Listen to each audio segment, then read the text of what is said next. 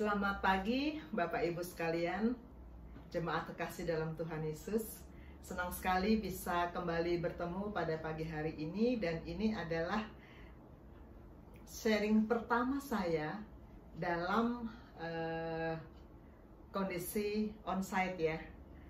Karena kita sekarang sudah hybrid, sudah ini minggu ketiga ibadah yang saya ikuti secara hybrid, sebagian onsite, sebagian online. Dan untuk pertama kalinya saya sharing di hotel di Raja ini.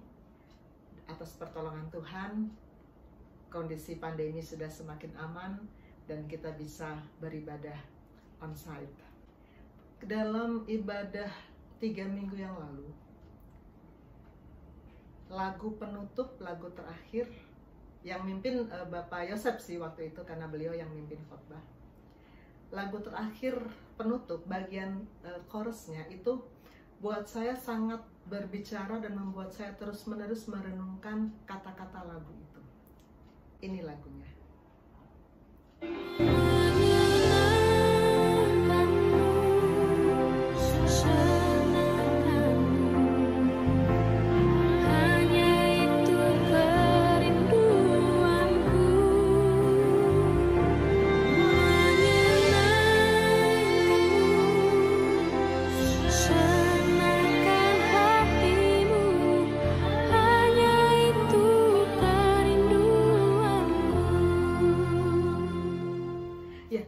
Menyanyikan lagu ini, pas kata-kata hanya itu kerinduanku, hati saya terus bertanya-tanya, apa betul hanya itu kerinduanku? Dan saya berpikir semua orang yang menyanyikan lagu ini kan lagu sangat populer, banyak sekali yang menyanyikan lagu ini. Apa betul hanya ini, hanya satu kerinduan kita? Apa betul keinginan kita hanya satu? Bukannya keinginan kita banyak. Mungkin menyenangkan Tuhan, mungkin salah satu keinginan kita. Bahkan boleh jadi mungkin keinginan pertama mungkin menyenangkan Tuhan. Tapi ada yang kedua. Memperbanyak uang tabungan. Untuk orang-orang yang bekerja pasti mau mengumpulkan uang kan. Mungkin ada keinginan ketiga. Menikmati liburan akhir tahun. Anak-anak sudah mulai goda-goda saya untuk lihat-lihat daftar hotel. Menikmati hotel liburan akhir tahun mah keinginan itu. Lalu apa ada keinginan berikutnya? Lulus ujian dengan nilai bagus, mahasiswa, pelajar, koas pasti punya keinginan itu. Apalagi keinginan berikutnya? Beli baju bagus kan mau Natal. Beli baju yang wah, keinginan. Apa betul keinginan kita hanya satu, hanya menyenangkan Tuhan? Apa betul kita nggak punya keinginan-keinginan yang lain, yang kemudian tarik-menarik dengan keinginan Tuhan dalam hidup kita? Saya merenungkan terus lagu ini, sehingga saya memutuskan untuk sharing hari ini. Saya akan membawakan topik menyenangkanmu. Saya mau merenungkan ini karena saya mau menyenangkan Tuhan untuk hidup saya. Dan saya yakin kita semua juga punya kerinduan yang sama. Hanya itu kerinduanku. Amin. Kita baca nats pembimbing dari Galatia 1 ayat 10. Untuk yang hadir onsite bisa sama-sama dengan saya membacanya. 1, 2, 3. Jadi bagaimana sekarang? Adakah ku cari kesukaan manusia atau kesukaan Allah? Adakah ku coba berkenan kepada manusia? Sekiranya aku masih mau mencoba berkenan kepada manusia, maka aku bukanlah hamba Kristus. Amin. Kalau aku masih mau mencoba berkenan kepada manusia, aku bukan hamba Kristus. Ini surat Paulus yang dibagikan oleh Bapak Gembala dalam salah satu komsel. Saya sudah tidak bisa menyebut dengan persis tanggal berapa, karena topik hamba ini kan terus-menerus muncul dalam pembelajaran kita dari komsel 1 ke komsel berikutnya. Dan seperti biasa saya akan mencoba membicarakan topik menyenangkanmu dengan what, why, dan how.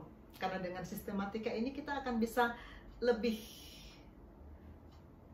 sistematis mempelajari dan mengaplikasikan menyenangkan Tuhan. Kita mulai dari what? Apa sih menyenangkan Tuhan? Saya baca di kamus, saya selalu buka kamus untuk memastikan biar saya nggak salah ya. Menyenangkan itu apa? Menjadikan senang, membuat bersuka hati. Artinya kalau kita menyenangkan, maka harus ada respon yang membuat orang yang kita senangkan itu senang. Kalau kita merasa menyenangkan, tetapi orang yang kita senangkan tidak senang, itu belum menyenangkan namanya. Ada respon, membangkitkan rasa senang hati. Ada respon dari orang yang kita senangkan. Bagaimana kita memastikan Tuhan memang berespon, bergirang atas apa yang kita lakukan? Saya guru, nah saya sudah sering ya bilang kalau saya guru. Dalam profesi saya, ternyata saya juga punya sekelompok murid yang selalu berusaha menyenangkan saya. Ya iyalah, kan pengen lulus. Murid-murid pasti berusaha untuk terus menyenangkan saya loh. Dengan cara apa mereka menyenangkan saya? Pertama, dengan texting, chatting di WhatsApp atau di media lain. Mereka selalu menyampaikan kata-kata yang mereka harap bisa menyenangkan. Selamat pagi dokter, terima kasih untuk renungan yang disampaikan. Lalu ada emoticon, bunga-bunga, hati-hati, peluk-peluk. Semuanya kenapa mesti begitu? Karena mau menyenangkan saya. Kenapa harus banyak emoticon berjajar-jajar? Untuk menyenangkan. Apakah saya jadi senang? Ya senang lah. Lalu apa lagi cara mereka menyenangkan saya? Kalau saya turun dari mobil mau ke ruangan saya kan bawa banyak barang. Saya bawa laptop, saya bawa tas APD, dan kadang masih ada lagi yang saya bawa tamborin. Kalau lagi latihan bawa tamborin. Nah, mereka membantu membawakan. Yang satu membawakan laptop, yang satu membawakan tas APD, yang satu membawakan barang yang lain. Kenapa? Kan tugas mereka murid sebetulnya ya, bukan bawain barang, tapi mereka mau menyenangkan. Karena kalau tidak, supir saya sih biasanya yang bawain, tapi kemudian menjadi lama menunggu ya. Jadi mereka menyenangkan saya, dan apakah saya senang? Ya senang, karena jadi menghemat waktu, jadi nggak menunggu supir datang bawa barang. Dengan cara apa lagi mereka berusaha menyenangkan saya? Kita kan visit dari ruangan ke ruangan. Tiap kali memasuki ruangan kan pintu selalu tertutup. Mereka lalu buru-buru berlomba buka pintu supaya saya masuk, pintu sudah terbuka. Saya kan padahal bisa kan buka pintu, tinggal dorong ya. Tapi mereka mau menyenangkan saya. Menyenangkan saya dengan membukakan pintu. Itu semua usaha untuk menyenangkan. Menyenangkan guru mereka, supaya kemudian saya memberikan lebih banyak perhatian kepada mereka. Dengan rasa senang dan rasa sayang saya mengajar mereka. Dan tentu saja nilainya dong.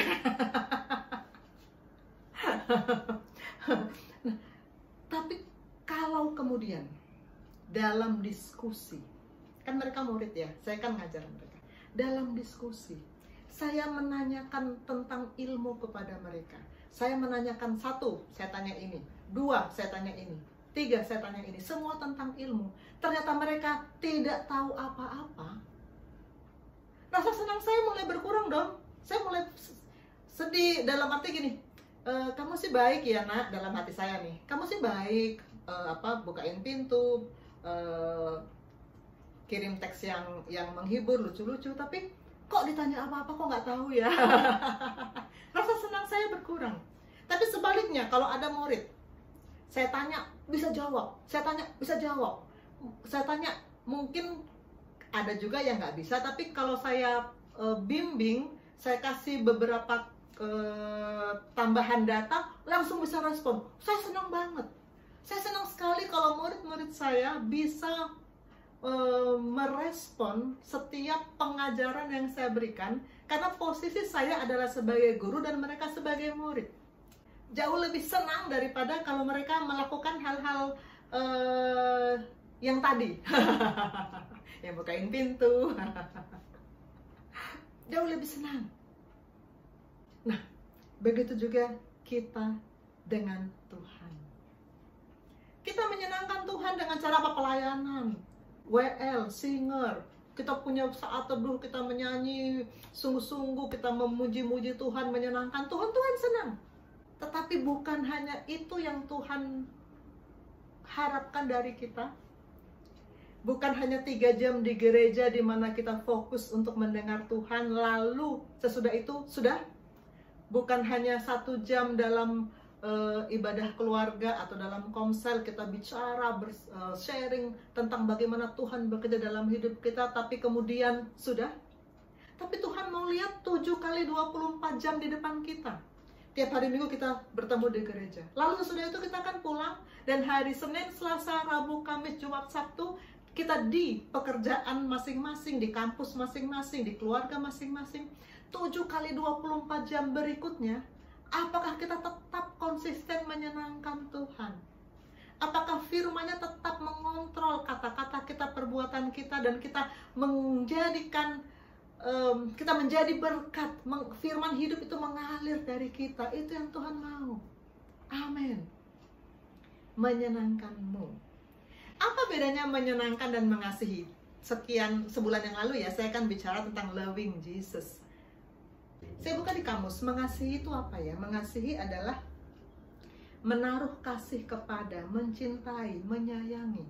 Jadi kalau kita mengasihi, hati kita memang ada rasa kasih dan kita melakukan sesuatu untuk orang itu, tapi kita nggak tahu responnya. Belum tentu yang kita kasihi itu merasa senang dengan apa yang kita lakukan kepadanya, belum tentu. Saya tanya kepada murid-murid saya, apa bedanya sih mengasihi dengan menyenangkan? Saya suka dengan jawaban dari 2 orang. Pertama dari Rachel, kedua dari Zefa. Rachel bilang begini, mengasihi dan menyenangkan Tuhan itu adalah sebab akibat. Sebab jika Rachel mengasihi Tuhan, Rachel akan berusaha melakukan hal-hal yang Tuhan senangi. Oh, saya senang dengan jawaban ini. Rachel ini adalah buah pelayanan. Dan setelah dia terima Tuhan Yesus, ketika masuk IPD Koja, dia menyatakan dia berubah. Dan saya melihat dia setiap kali sharing di komsel semakin tajam dan semakin tajam. Dan saya sungguh bersuka cita dengan jawaban dia. Apa bedanya mengasihi dan menyenangkan? Mengasihi Tuhan, hasilnya, akibatnya menyenangkan Tuhan. Dan Zefanya ini juga buah pelayanan. Sesudah masuk IPD Koja, dia menerima Tuhan Yesus, dan saya melihat juga perkembangannya, pertumbuhannya.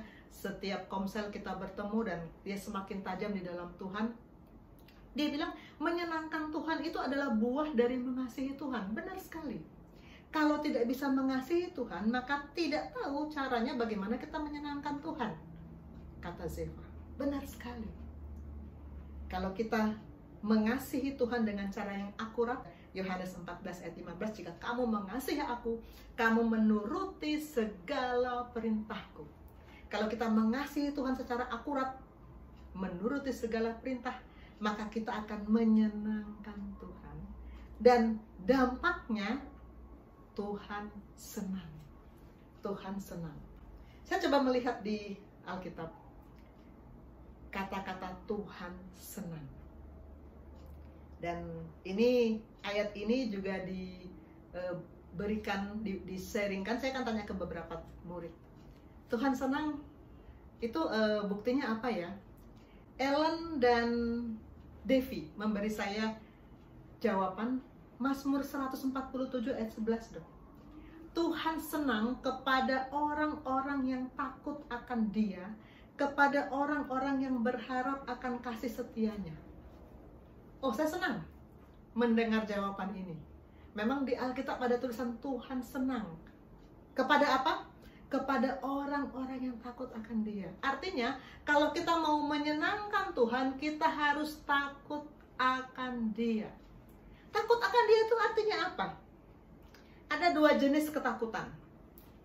Takut yang pertama, karena takut jadi takut bertemu. Di rumah sakit selalu ada hoax, selalu ada isu. Di ruangan itu suka datang suster yang kakinya nggak nyampe tanah. Yang suka datang mandiin pasien jam 3 pagi. Ada aja loh cerita-cerita begitu di rumah sakit. Pas saya mau mandiin pasien, dok, dia bilang saya sudah dimandiin sama suster yang tadi jam 3 pagi. Padahal jam 3 pagi kagak ada suster yang masuk di situ. Jadi takut. Akhirnya koas bilang, dokter saya takut masuk ruangan itu. Itu takut yang pertama. Takut karena takut bertemu. Itu takut yang model itu, bukan itu yang dimaksud dengan firman ini ya. Yang dimaksud adalah takut akan Tuhan berarti kita menjadi patuh dan berusaha menyenangkan Tuhan. Kalau kita takut akan Tuhan berarti kita patuh dan berusaha menyenangkan Tuhan. Di mana saya mendapatkan ayat yang berkata takut akan Tuhan? Pertama, kisah dulu, kisah. Yang takut akan Tuhan ini yang sering sekali dikutip oleh Bapak Yosef. Jadi saya nempel banget Yusuf ini karena Bapak Yusuf selalu mengatakan dia takut akan Tuhan. Bukan takut pada Potifarnya, tapi takut akan Tuhan. Yusuf ini kan kita semua tahu ceritanya ya. Dia menjadi hamba kepercayaan Potifar. Kemudian Tante Poti suka sama dia dan menggoda dia setiap hari. Lalu apa jawaban Yusuf? Yusuf menolak tentunya jawabannya yang penting. Bagaimana mungkin aku melakukan kejahatan yang besar ini dan berbuat dosa terhadap Allah? Yusuf nggak bilang, bagaimana mungkin aku melanggar perintah Tuan Potifar. Bukan itu yang Yusuf bilang. Bagaimana mungkin aku bikin Tuan Potifar marah? Bukan itu jawaban Yusuf. Tapi dia punya Tuan yang lain, yang lebih tinggi otoritasnya, yang maha kuasa, maha benar, maha agung, yang dia sembah, Allah Bapa. Bagaimana mungkin aku melakukan kejahatan yang besar ini dan berbuat dosa terhadap Allah? Kejadian 39 ayat 9b. Takut akan Allah itu membuat kita tidak mungkin melanggar perintah dan larangan Allah. Daud dalam Mazmur 112 ayat 1, ini juga ayat yang diberikan Bapak Rohani ketika saya pemuritan sekian tahun yang lalu. Haleluya, berbahagialah orang yang takut akan Tuhan, yang sangat suka kepada segala perintahnya. Di sini dikatakan takut akan Tuhan itu artinya apa? Sangat suka kepada perintahnya. Sangat suka. Sangat suka beda dengan suka ya. Saya suka kerja. Saya nggak suka duduk-duduk santai, tidur-tiduran. Nggak suka. Saya mau kerja. Setiap waktu saya manfaatkan untuk kerja. Kerja apapun. Kerja di rumah sakit, kerja di rumah, beres-beres barang, cuci piring, ngepel, saya suka. Mengajar, saya suka. Tetapi ada yang saya sangat suka. Apa yang saya sangat suka? Bikin video, ayo kita rekam gerakan, kita nyanyi, kita nari, kita rekam, lalu saya edit jadi video. Oh, itu saya sangat suka. Kemudian traveling, ayo kita bikin planning, kita ke satu tempat, kita atur perjalanan, kemudian kita menikmati alam ciptaan Tuhan. Saya sangat suka. Kemudian apalagi bikin performance tarian, ayo kita menyanyi dan menari. Saya sangat suka. Suka dan sangat suka. Untuk perintah-perintah Tuhan kita harus sangat suka. Wow. Sangat suka. Apa sih perintah Tuhan? Di dalam firman, dalam Alkitab, itu ada janji-janji Tuhan. Banyak janji-janji Tuhan. Ada larangan-larangan Tuhan. Gak boleh ini, gak boleh itu. Itu juga banyak. Dan ada perintah Tuhan. Nah, sekarang kita lihat. Janji itu seperti apa sih? Contoh. Matius 7 ayat 7 ini saya sering kutip, saya katakan ini kesayangan Arya, anak saya ya. Arya itu dulu namanya Riro, tapi sesudah dia bertemu Tuhan, dia kayak Seperti Paulus ya, sebelum bertemu Tuhan namanya Saulus, sesudah bertemu Tuhan namanya Paulus. Arya pengen mencontoh tokoh itu. Sekarang namaku Arya, makku bukan Riro. Oke. Arya sangat suka Matius 7 ayat 7. Mintalah maka akan diberikan kepadamu, carilah maka kamu akan dapat, ketoklah maka pintu akan dibukakan bagimu. Ini janji Tuhan. Kita suka nggak dengan janji ini? Oh, suka sekali. Siapa yang nggak suka apa yang diminta dikasih? Kita mudah untuk menyukai janji Tuhan. Bahkan kita suka merengek-rengek, minta Tuhan janjimu ini kok nggak dikabulkan, kayak anak kecil ya. Posisi kita, kalau kita menagih-nagih janji Tuhan, posisi kita sebagai anak. Nggak salah sebenarnya. Tidak salah kalau sebagai anak kita meminta-minta kepada Tuhan untuk mengabulkan janjinya. Seperti anak saya Talita, mama kan udah janji kalau aku lulus dalam term ini aku handphone aku diganti dengan yang begini deh, sebut spesifikasinya. Mama kan udah janji. Oh iya, ya udah kita ke mall, ayo. Menagih janji itu anak memang.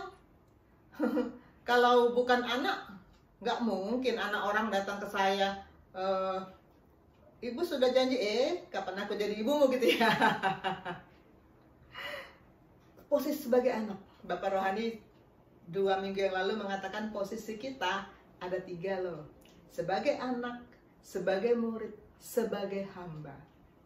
Kalau kita merengek-rengek klaim janji Tuhan itu, kita memang posisi kita sebagai anak. Berhak. Tapi jangan lupa, kita juga punya posisi murid. Dan satu lagi, kita punya posisi status sebagai hamba. Kita lanjut dulu. Ini janji Tuhan yang favorit diambil oleh murid-murid saya kalau pelayanan ke pasien. Saya kan waktu masih belum pandemi, saya pernah cerita bahwa kami rutin datang ke pasien untuk menyampaikan firman dan mendoakan pasien. Yeremia 33 ayat 6. Sesungguhnya aku akan mendatangkan kepada mereka kesehatan dan kesembuhan, dan aku akan menyembuhkan mereka, dan akan menyingkapkan kepada mereka kesejahteraan dan keamanan yang berlimpah-limpah. Wow, janji yang luar biasa. Pasien kalau sakit, terbaring sakit, dengar janji ini, senang dong, dan berharap ini menjadi kenyataan. Tuhan kan sudah janji mendatangkan kesehatan dan kesembuhan. Tapi, kok aku sakitnya nggak sembuh? Apakah kalau kita berdoa, minta Tuhan menyembuhkan seorang pasien, Tuhan pasti akan langsung ubah penyakitnya menjadi kesembuhan? Belum tentu. Belum tentu. Karena apa? Jangan lupa, kita bukan hanya anak, tapi juga murid dan juga hamba. Apakah kita sudah meletakkan posisi kita sebagai murid dan sebagai hamba? Jangan cuma sebagai anak yang merengek-rengek. Janji Tuhan berikutnya, Ulangan 28 ayat 13. Tuhan akan mengangkat engkau menjadi kepala dan bukan ekor. Engkau akan tetap naik dan bukan turun. Apabila engkau mendengarkan perintah Tuhan Allahmu yang kusampaikan pada hari ini, kau lakukan dengan setia. Ini janji luar biasa. Orang klaim janji ini. Tuhan katanya aku jadi kepala bukan ekor. Ada syarat ya. Apabila engkau mendengarkan dan apabila kau lakukan dengan setia. Setia artinya terus-terusan loh. Jangan kendor. Saya ada sharing sekian bulan yang lalu ya, jangan kendor.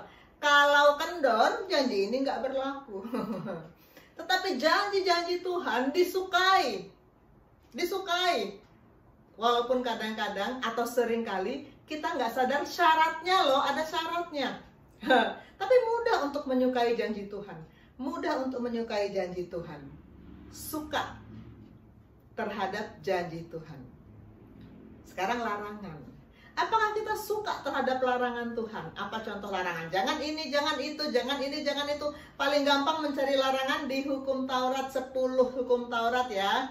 Di situ Jangan ada padamu Allah lain, jangan membuat bagimu patung, jangan menyebut nama Tuhan, jangan membunuh, jangan berzinah, jangan mencuri, jangan mengucapkan saksi dusta. Semua jangan itu kan larangan. Mudah nggak kita untuk menyukai larangan-larangan ini? Tidak semudah menyukai janji ya. Menyukai janji mau suka, walaupun yang dipikirkan cuma janjinya bukan syaratnya. Untuk menyukai larangan ya, tapi oke lah. Dibilang suka sih ya bisa aja. Kenapa? Karena memang kita kan bukan yang pelaku-pelaku seperti ini. Jangan membunuh, emang kita nggak membunuh. Jangan berzina, emang kita nggak berzina. Jangan mencuri, emang kita nggak bukan pencuri. Tapi jangan salah ya, mencuri itu bukan mencuri seperti maling ayam. Kalau koas nyontek, jangan lupa itu mencuri. Jangan. Suka nggak dengan larangan-larangan ini? Mulai ada rasa, aduh kok hidup berat ya. Tapi kalau disuruh suka ya masih bisa suka lah sebagian. Sebagian kita suka. Tapi yang kita harus sangat suka adalah perintah. Wow, sangat suka loh. Kita harus sangat suka terhadap perintah Tuhan. Contoh perintah yang gampang. Ini juga kesukaan Aryani. Bersukacitalah senantiasa di dalam Tuhan. Sekali lagi kukatakan bersukacitalah. Suka nggak? Sangat suka nggak dengan perintah ini? Sepintas ini kan gampang. Orang cuma disuruh bersukacita. Ketawa gampang. Jangan terlalu yakin. Kalau masalah datang, kalau penyakit datang, apakah tetap bisa bersukacita? Bersukacita senantiasa baru bisa dibuktikan kalau masalah datang. Coba kita periksa hidup kita. Kalau koas nggak lulus ujian, kemarin salah seorang koas saya curhat dulu pernah nggak naik tingkat. Apakah ketika itu bersukacita senantiasa? Pernah ada seorang karyawan, teman saya karyawan di rumah sakit saya bekerja, handphonenya hilang. Apakah itu tetap bersukacita senantiasa? Sakit penyakit datang. Apakah tetap bersukacita senantiasa? Saya pernah mengalami kan tahun 2018. Saya ditabrak oleh pintu oka di rumah sakit ketika mau menjalankan tindakan ya.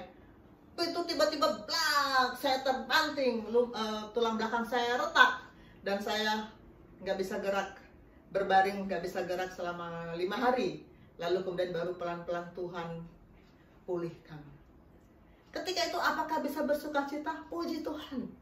Puji Tuhan. Karena firman-Nya sudah datang, saya tetap bersukacita. Amin. Perintah berikutnya. Tetapi aku berkata kepadamu, kasihilah musuhmu dan berdoalah bagi mereka yang menganiaya kamu. Kita harus sangat suka dengan perintah ini. Wow. Mungkin pada akhirnya kita melakukan ya. Tapi dengan menggerutu, dengan gak rela, aduh masa aku harus mengasihi itu orang.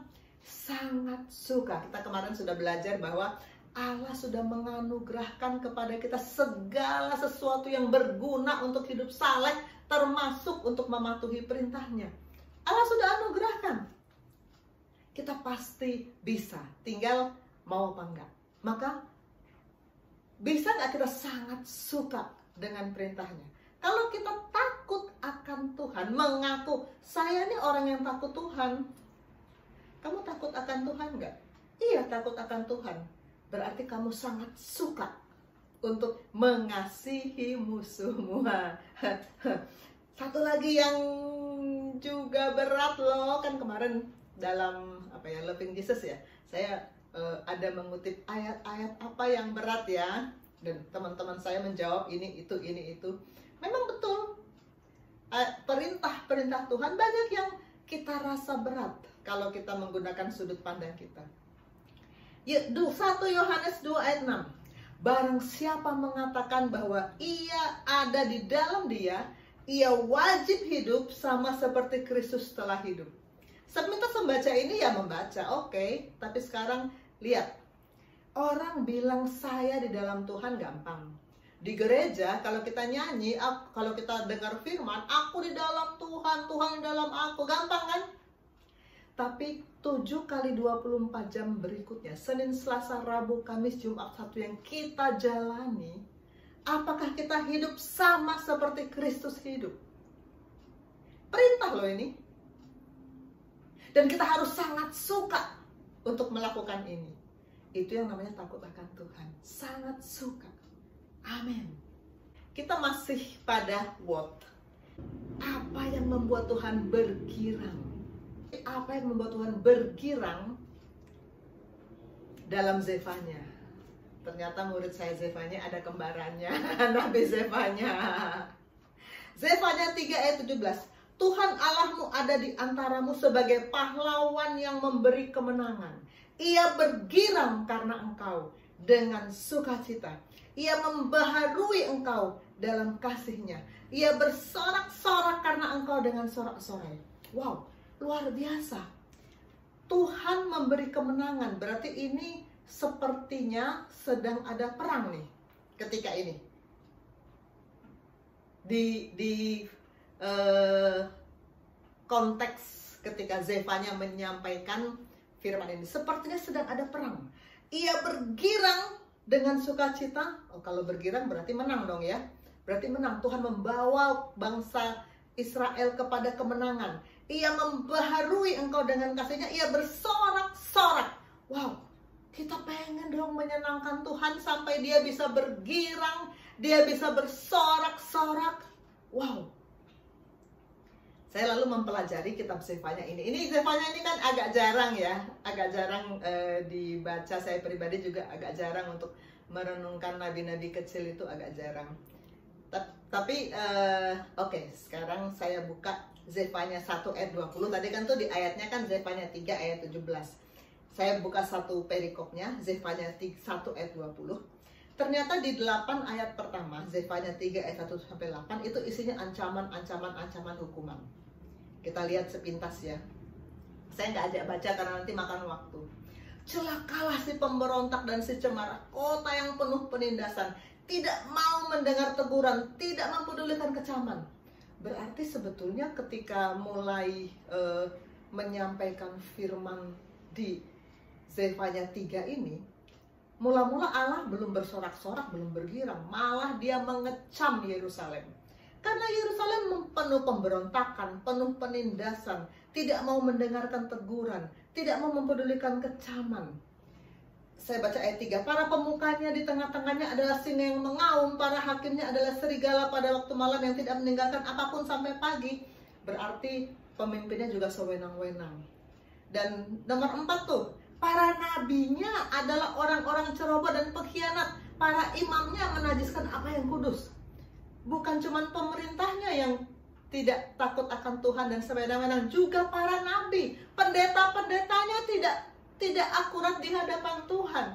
Tuhan sungguh-sungguh marah dan Tuhan sungguh-sungguh sedih dengan kenyataan ini. Mirip nggak ini dengan kondisi kita sekarang? Mirip. Begitu banyak ketidakadilan di mana-mana. Begitu banyak kita lihat orang-orang yang seharusnya pada posisi sebagai hamba Tuhan, tetapi ternyata disebut di sini orang-orang ceroboh, pengkhianat, menajiskan apa yang kudus. Tuhan marah sebetulnya. Dan Tuhan mengancam akan ada hukuman bagi Yerusalem. Itu di 1-8. Tapi di 9-20 ada pemulihan. Ada pemulihan bagi umat Tuhan. Kita lihat ya. Tapi sesudah itu aku akan memberikan bibir yang lain. Bibir yang bersih. Aku akan mengumpulkan orang-orang dari seberang, dari Ethiopia. Orang-orang akan memuja aku, yang terserak-serak akan membawa persembahan kepadaku. Dan pada waktu itu engkau tidak akan mendapat malu karena segala perbuatan durhaka. Dan saya lompat ke ayat 3, ayat 12. Di antaramu akan kuberikan hidup satu umat yang rendah hati dan yang lemah, dan mereka akan mencari perlindungan dalam nama Tuhan, yakni sisa Israel itu. Wow, saya jadi ingat Bapak Rohani pernah mengajar kita ketika kita sedang mempelajari Yesaya tentang sisa Israel. Sisa Israel adalah umat yang tetap terpaut pada Tuhan. Biarpun sekeliling kita melawan Tuhan, membelakangi Tuhan, kita tetap hidup kudus di hadapan Tuhan. Itu yang membuat Tuhan bergirang. Itu yang membuat Tuhan bersorak-sorai. Mereka 13, yakni sisa Israel itu, mereka tidak akan melakukan kelaliman atau bicara bohong. Mulut mereka tidak akan terdapat lidah penipu. Ya, mereka seperti domba yang makan rumput dan berbaring dengan tidak ada yang mengganggunya. Bersorak-soraklah hai putri Sion, bertempik soraklah hai Israel. Bersukacitalah dan beriarilah dengan segenap hati hai putri Yerusalem. Tuhan bersorak-sorak bergirang karena sisa Israel. Tetap ada sekelompok orang yang menjaga kekudusannya. Itu yang membuat Tuhan bersorak-sorak. Maka ayat 17 tadi, Tuhan Allahmu ada di antaramu sebagai pahlawan yang memberi kemenangan. Kenapa sisa Israel tetap bisa menjaga hidup kudus? Karena Tuhan memberi kemenangan.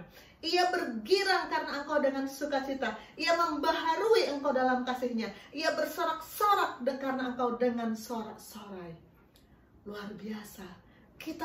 Saya lalu, Tuhan, aku ingin tetap menjaga hidupku di hadapan-Mu.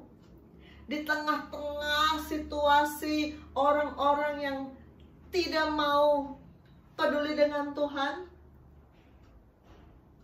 kita mau menjaga kekudusan kita, tetap hidup sama seperti Kristus hidup. Itu yang membuat Tuhan bersorak-sorak, bergembira, bergirang. Kalau saya ambil poin-poin tadi yang ciri-ciri umat yang membuat Tuhan bergirang, bibir bersih, membawa persembahan, rendah hati, dan mencari Tuhan. Amin. Jadi apa yang membuat Tuhan bergirang? Karena ada sisa Israel yang tetap tidak terpengaruh dengan situasi sekitarnya, tidak ikut-ikutan dengan kejahatan orang-orang sekitarnya, tetap punya bibir yang bersih, tetap membawa persembahan, tetap rendah hati, dan tetap mencari Tuhan. Disebut sisa Israel. Itu yang bikin Tuhan bergirang. Ini dari Yesaya, yang tadi saya katakan Bapak Rohani pernah mengajar kita tentang sisa Israel dalam kitab Yesaya. Tapi pada waktu itu sisa orang Israel dan orang yang terluput di antara kaum keturunan Yakub, Yesaya 10 ayat 20, tidak akan bersandar lagi pada yang mengalahkannya, tapi bersandar kepada Tuhan yang Maha Kuasa Allah Israel dan tetap setia. Tuhan akan bergirang, bersorak-sorai kalau kita bersandar kepada Dia, mempercayakan hidup kita kepada Dia, dan tetap setia. Suatu sisa akan kembali, sisa Yakub akan bertobat di hadapan Allah yang perkasa. Bersandar kepada Tuhan dan tetap setia. Setia itu apa? Patuh yang terus-menerus. Sekarang patuh, besok tidak, itu bukan setia. Tuhan akan bergirang kalau kita setia. Amin. Kita masuk pada why. Mengapa sih kita harus menyenangkan Tuhan? Ini arahan dari Bapak Rohani. Ini juga kemarin diucapkan Pastor Jerry waktu komsel. Mengapa kita harus menyenangkan Tuhan? Karena kita adalah hamba.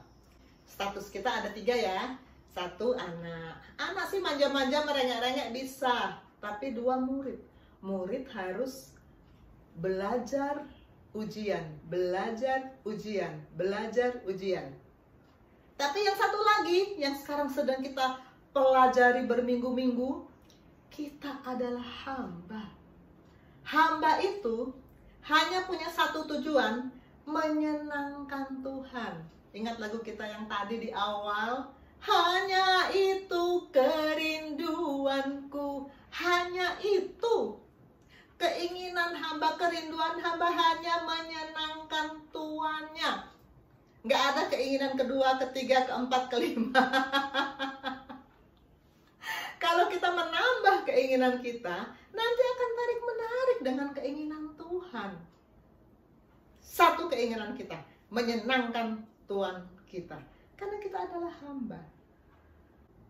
Kalau kita menyebut Tuhan sebagai Tuhan, maka kita sedang menaruh posisi kita sebagai hamba.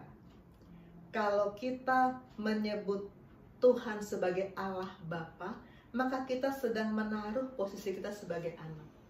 Maka tadi saya katakan anak bisa aja merengek-rengek manja, minta dipegangin, minta diajarin. Banyak minta kalau anak. Tapi anak terus bikin pusing Bapak Gembala. Bayangkan kalau bayi-bayi berkumpul dalam satu ruangan, aduh semua nangis, semua minta mau-maunya. Kita hamba. Tugas kita menyenangkan Tuhan kita. Saya kembali mengutip ayat Natal kita yang diberikan Bapak Rohani di awal Desember, dan sangat saya renungkan dalam hari-hari menjelang Natal ini. Sesungguhnya aku ini adalah hamba Tuhan. Jadilah padaku menurut perkataanmu itu. Saya kemarin dalam sharing sebelum bilang, saya tuh kagum dengan Maria ini dan berpikir Bapak Rohaninya siapa ya? Kok bisa mengajarkan dia untuk ngomong, sesungguhnya aku ini adalah hamba Tuhan.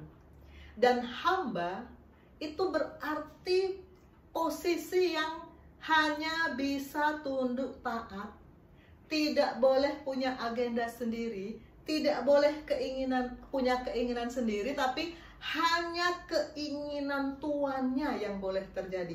Jadilah padaku menurut perkataanmu itu. Bisa gak kita bilang kepada Tuhan, Tuhan, jadilah padaku apa yang engkau firmankan.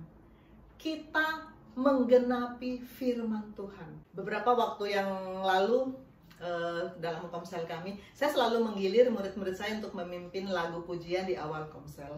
Dan ketika itu salah seorang mengajak kita peserta komsel menyanyikan lagu ini, dan saya sangat terkesan dengan kalimat pertama dari lagu ini. Kita dengar ya. Hidupku menggenapi firman-Mu. Wow, saya dengar kalimat pertama ini, sebetulnya lagu ini saya sering dengar, tapi ketika menyanyikan ini, saya lalu berkata, yang menyanyikan lagu ini, siapapun dia, apakah sudah memastikan bahwa hidupnya, hidupmu, hidupku menggenapi firman? Kalau kita katakan, jadilah kepadaku menurut perkataanmu, perkataan Tuhan itu adalah firman. Jadilah kepadaku, berarti kita menggenapi firman. Betul nggak kita sudah menggenapi firman? Kemarin suster saya, peserta, kan kami di Bina Rohani Kristen sudah saya katakan bahwa saya mengadakan kelas pemuritan ya. Sudah 2 kali pertemuan. Lalu kemarin suster saya bilang gini, peserta pemuritan itu, dokter, pasien yang itu dia sebut kamarnya, kayaknya perlu dilayani. Dia ketakutan. Wah, luar biasa. Saya lihat kepekaan, mulai ada kepekaan terhadap kebutuhan pasien pada suster ini. Luar biasa. Oke, saya bilang besok kita datang ke pasien itu. Saya datang ke pasien itu, dia ibu-ibu umur 60-an dan ada anaknya umur ya antara 25-30 lah, yang siang malam terus menungguin dia. Ibu ini memang sudah kondisinya sudah nggak bisa bangun dari tempat tidur. Terus saya bilang ke anaknya, kita kan pengen supaya kalau kita berdoa, kami mau mendoakan ibu kamu. Kita kan pengen kalau kita berdoa Tuhan kabulkan ya. Iya dokter, pengen dong. Kalau kita doakan pengen Tuhan kabulkan. Tapi apakah Tuhan berjanji akan mengabulkan setiap doa kita? Anaknya diem. Ayo kita baca 1 Yohanes 5 ayat 14. Di situ dikatakan bahwa Allah akan mengabulkan doa kita seturut kehendaknya.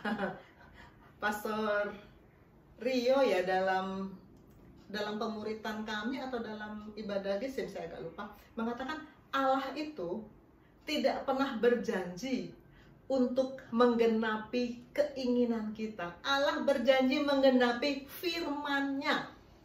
Jadi kalau keinginan kita tidak sejalan dengan firman-Nya, jangan berharap Allah menggenapi mau-mau kita.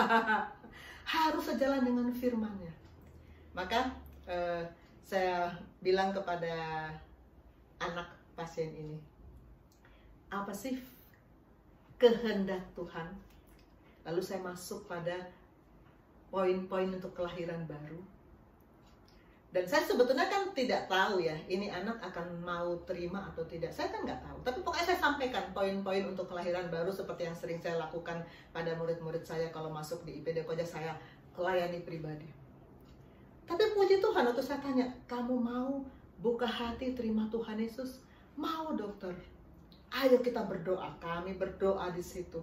Berdoa untuk anak ini, berdoa untuk ibunya, berdoa untuk bukan kesembuhan fisik yang paling penting untuk keluarga ini, tapi kesembuhan rohnya supaya terhubung dengan firman. Dan ketika itu selesai pelayanan, saya dengan murid-murid yang ikut saya dan suster, kami merasa sukacita luar biasa. Kami percaya bahwa pada saat anak ini terima Tuhan Yesus, sorga bersorak-sorai.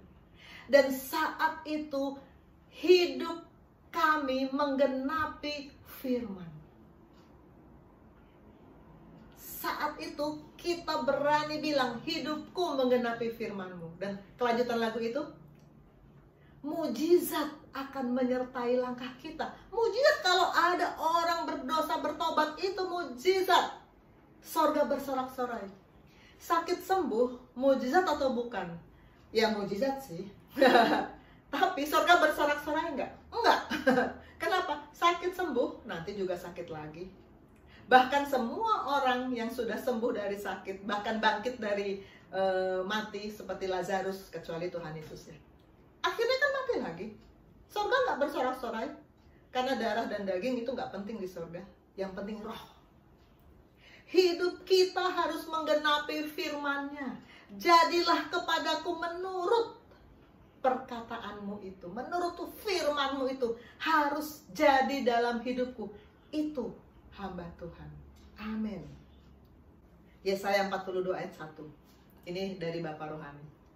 Lihat, itu hambaku yang kupegang, orang pilihanku, yang kepadanya aku berkenan. Aku telah menaruh rohku ke atasnya, supaya ia menyatakan hukum kepada bangsa-bangsa. Tadi kita pada topik why. Kenapa? Kenapa kita harus menyenangkan Tuhan? Karena kita hamba dan kita disuruh menyatakan hukum kepada bangsa-bangsa. Baru kita berkenan. Berkenan kepada Tuhan kita. Hamba harus mengejar perkenanan Tuannya. Karena hamba harus menyenangkan Tuannya. Amin. Ini juga dari Bapak Rohani. Ini ayat pembimbing kita tadi. Jadi bagaimana sekarang? Adakah ku cari kesukaan manusia atau kesukaan Allah? Adakah ku coba berkenan kepada manusia? Sekiranya aku masih mau berkenan kepada manusia, maka aku bukanlah hamba Kristus. Kenapa kita harus menyenangkan Tuhan? Karena kalau kita mengaku hamba Kristus, kita harus berkenan kepada Kristus. Saya sudah cerita ya, waktu saya terpilih menjadi, bukan terpilih, ditugaskan menjadi ketua BIMRAKI, saya diskusi dengan Bapak Rohani.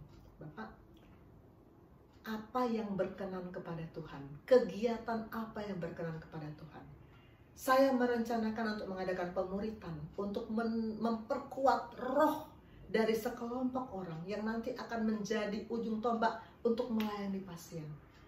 Saya yakin itu berkenan kepada Tuhan. Apakah benar? Bapak Rohani setuju. Maka sekarang kita mengadakan pemuritan, ini sudah yang kedua dan nanti hari Selasa yang ketiga. Dan puji Tuhan, Bapak Pastorio menyampaikan bahan pemuritannya dengan luar biasa. Dan saya sendiri juga diberkati, saya sendiri ikut dan saya sendiri diberkati dengan setiap Pastorio menyampaikan bahan bagaimana untuk melayani pasien. Jadi bagaimana sekarang? Aku mencari kesukaan siapa? Aku ini hamba Kristus. Aku harus mencari kesukaan Kristus. Amin. Sekarang kita masuk pada how. Caranya gimana? Nah, saya mencoba mengumpulkan sebetulnya Sebetulnya sih intinya ya, kalau kita mengasihi Tuhan dengan sungguh-sungguh, kita melakukan setiap perintahnya, kita akan menyenangkan Dia. Itu intinya ya.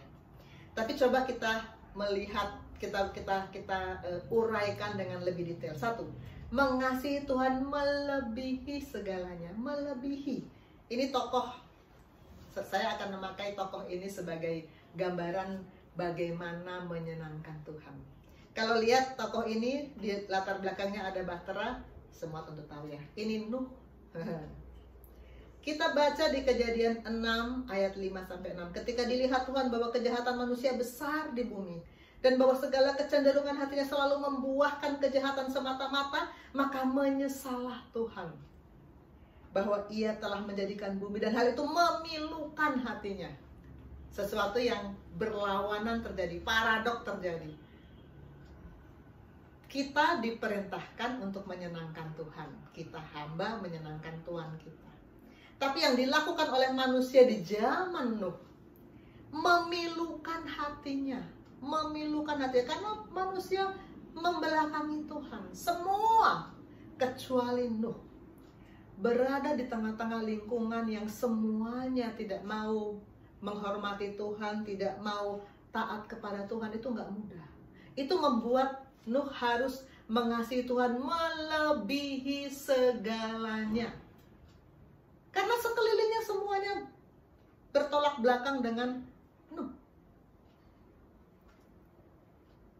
Kejadian 6 ayat 9, inilah riwayat Nuh. Nuh adalah seorang yang benar dan tidak bercela di antara orang-orang sejamannya. Dan Nuh itu hidup bergaul dengan Allah. Apa kuncinya Nuh bisa mengasihi Tuhan melebihi segalanya? Bergaul. Bergaul. Bergaul itu seperti apa sih? Lebih dari kenal, bergaul, bertemu tiap hari, ngobrol tiap hari. Saya kemarin dalam pelayanan mengutip Wahyu 3 ayat 20 bahwa Tuhan akan masuk dan akan makan bersama-sama. Makan bersama-sama itu suatu keakraban tuh. Kita nggak akan makan bersama-sama dengan orang yang kita kenal ya, jauh-jauh. Makan bersama-sama, dan apa yang dimakan? Manusia hidup bukan hanya dari roti saja, tapi dari setiap firman yang keluar dari mulut Allah. Kita terus mendapat firman tiap hari, bergaul dengan Tuhan, maka kita makin mengenal Tuhan maunya apa. Itu yang membuat kita bisa mengasihi Tuhan melebihi segalanya. 2. Mematuhi perintah dengan segenap hati. Tadi di dalam Mazmur kita pelajari bahwa kita harus sangat suka pada segala perintahnya. Karena sangat suka, maka kita harus patuh dengan segenap hati. Segenap hati. Orang sangat suka kok, maka harus patuh dengan segenap hati. Nuh ini pada Kejadian 6 ayat 22 disuruh Tuhan bikin bahtera. Padahal ketika itu, kalau menurut beberapa tulisan yang saya baca, ketika itu belum pernah ada banjir, bahkan belum pernah ada hujan. Ada yang menganalisa sebetulnya waktu itu belum pernah ada hujan, belum pernah ada banjir, dan Nuh itu bukan di tepi laut. Beda dengan Petrus yang memang orang laut ya. Nuh itu bukan di tepi laut, dia di gunung. Mudah sekali untuk membantah ya. Kemarin kan kita belajar ke-Yunus-Yunusan, ke-Musa-Musaan, membantah perintah Tuhan. Tapi Lalu Nuh melakukan semuanya itu tepat seperti yang diperintahkan Allah kepadanya, demikianlah dilakukannya. Tidak ada perbantahan, tidak ada tawar-menawar, tepat seperti yang Tuhan lakukan. Itu yang namanya mematuhi perintah Tuhan dengan segenap hati. Amin.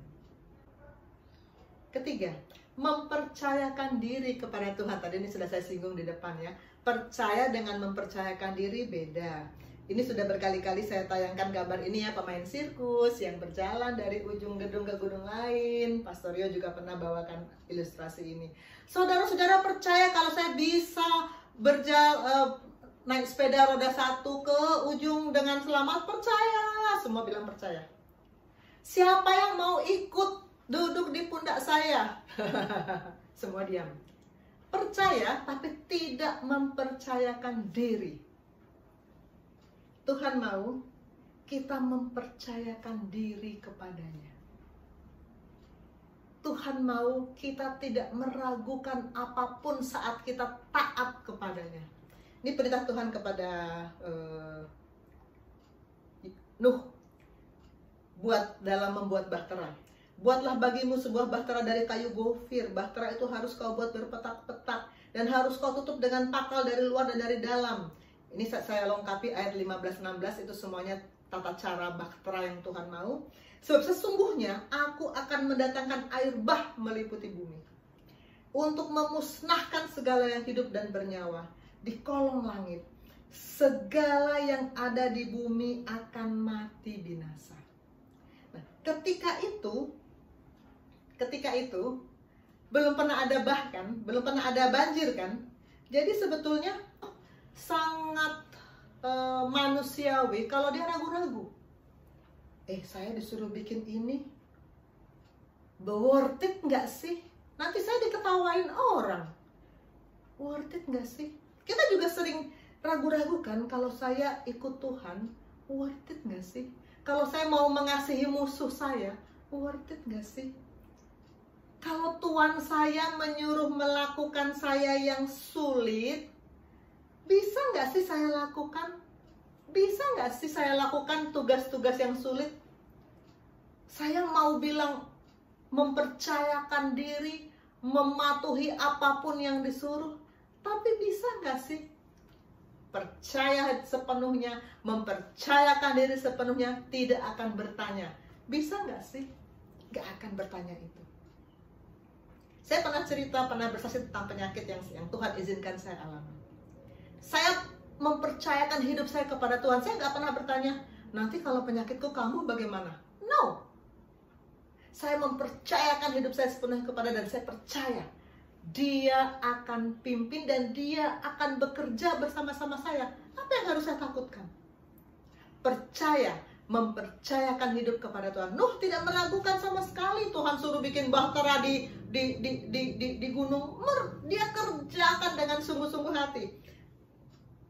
Tuhan bilang nanti akan ada air bah. Nuh belum pernah lihat air bah, tapi dia percaya Tuhan suruh, aku lakukan. Amin. Keempat, sabar menanti rencana Tuhan. Wow, kita bisa bayangkan ketika Nuh sedang maku-maku bahtera, orang-orang kan pada, lo ngapain? Kok yang nyuruh siapa? Diketawain. Mungkin malah ada yang bilang, ini ODGJ kali. Sesudah bahtera selesai, apakah tiba-tiba langsung air bah? Enggak juga kan? Enggak juga. Tapi lu sabar menanti rencana Tuhan. Sabar menanti rencana Tuhan. Kolose 3 ayat 12, karena itu sebagai orang-orang pilihan Allah yang dikuduskan dan dikasihinya, kenakanlah belas kasihan, kemurahan, kerendahan hati, kelemah lembutan, dan kesabaran. Saya sendiri sebelum masuk Gesim, selalu perbandingannya sebelum masuk, orangnya nggak sabar. Saya tuh nggak sabaran. Saya dulu sama koas, nggak sabaran. Tapi puji Tuhan, perubahan-perubahan terjadi luar biasa karena Dia sekarang yang sepenuhnya memimpin hidup saya. Saya pernah bilang ke Bapak Rohani, mengapa baru sekarang sih Bapak saya kenal dengan Gesim? 2015 saya masuk di Gesim. Kenapa nggak dari dulu? Kata Bapak Yohani, waktu Tuhan pasti yang terbaik. Sabar saja menunggu waktu Tuhan. Mungkin sebelum itu kita memang belum siap. Tuhan punya waktu yang terbaik. Sabar menunggu waktu Tuhan. Saya juga pernah bilang, saya tuh pengen sekolah teologi ya. Pengen. Saya ini kan nggak ada latar belakang pendidikan teologi ya kan. Saya tuh pengen sekolah. Tapi kata Bapak, tunggu pilihan, tunggu waktu Tuhan, sabar menunggu waktu Tuhan. Penantian adalah pembentukan. Sabar. Ini sharing saya setahun lalu, 1,5 tahun yang lalu tentang waktu Tuhan. Sabar menanti rencana Tuhan, supaya kita bisa bergerak bersama-sama dengan Tuhan. Jangan mendahului Tuhan kalau Tuhan belum bilang jangan. Kelima, memuji, memuliakan, mengucap syukur. Ketika air bah surut, Nuh membuat mezbah dan mempersembahkan korban buat menyenangkan hati Tuhan. Jangan lupa selalu memuji, memuliakan, dan mengucap syukur, karena ini menyenangkan Tuhan. Ini adalah sharing dari iman ke iman, tanggal 20 Oktober. Ini saya memberkati saya dan saya mau bagikan untuk kita. Jika seorang berniat mengikuti aku, biarlah ia menyangkal dirinya. Menyangkal artinya melupakan, mengabaikan, tidak mengakui, tidak menghiraukan dirinya dan kepentingannya sendiri, dan memikul salibnya dan mengikut aku. Karena barang siapa mau menyelamatkan hidupnya, ia akan kehilangan itu. Dan barang siapa mau menyerahkan hidupnya karena aku dan Injil, ia akan menyelamatkan itu. Ini paradok lagi-lagi ya. Kalau mau mempertahankan malah akan kehilangan. Kalau memang menyerahkan hidupnya demi aku dan Injil, Yesus dan Injil, ia akan menyelamatkannya. Ini ayat pembimbingnya. Sekarang saya akan perbesar alinea pertama biar sama-sama kita baca. Ketika Yesus mengucapkan kata-kata itu, dia bukan hanya memberi kita resep untuk mencapai surga. Dia memberitahu kepada kita cara menghayati kehidupan yang lebih unggul di muka bumi ini. Tujuan kita bukan hanya selamat. Kemarin dalam pemuritan Pastor Ria bilang, Lili ditanya, Lili sudah terima Tuhan Yesus? Sudah. Yakin selamat? Yakin. Kenapa nggak masuk surga sekarang aja? Bukan hanya masuk surga tujuan Tuhan, tapi bagaimana kita menjalani kehidupan yang unggul. Yang unggul itu seperti apa, kita lihat. Sudah waktunya, ini alinea terakhir ya, sudah waktunya untuk menyadari bahwa kita dilahirkan baru bukan sesuatu yang kita lakukan hanya untuk menghindari neraka. Tujuan kita ialah menyenangkan Tuhan. Wow. Tujuan kita bukan masuk surga, bukan hanya masuk surga. Tentu saja kita mau masuk surga. Bukan hanya masuk surga, tapi hidup kita menyenangkan Tuhan. Untuk menyerahkan hidup kita agar dapat menggenapi kehendaknya. Hidupku menggenapi firman-Mu. Amin. Untuk menjadi miliknya yang istimewa di bumi dan melakukan apapun yang disuruhnya. Prioritas utama kita adalah menyerahkan diri kita kepadanya. Hidup dalam persekutuan dengan Dia. Untuk meluangkan cukup banyak waktu bersama Dia agar kita dapat mendengar suaranya dan menanggapinya dengan patuh. Kita menyediakan banyak waktu untuk mendengar suara Tuhan, oke, tapi apakah kita menanggapinya dengan patuh? Sekali lagi, 7 kali 24 jam dalam kehidupan kita selanjutnya, di luar dari ibadah, di luar dari saat teduh, apakah kita menanggapi dengan patuh perintah Tuhan, menggenapi firman-Nya? Amin. Kesimpulan, 1. Mengasihi Yesus berarti hidup menyenangkan Yesus. 2. Tuhan senang kepada orang yang takut akan Dia. 3. Kita harus menyenangkan Tuhan karena kita adalah hamba. Hidupku menggenapi firman-Mu.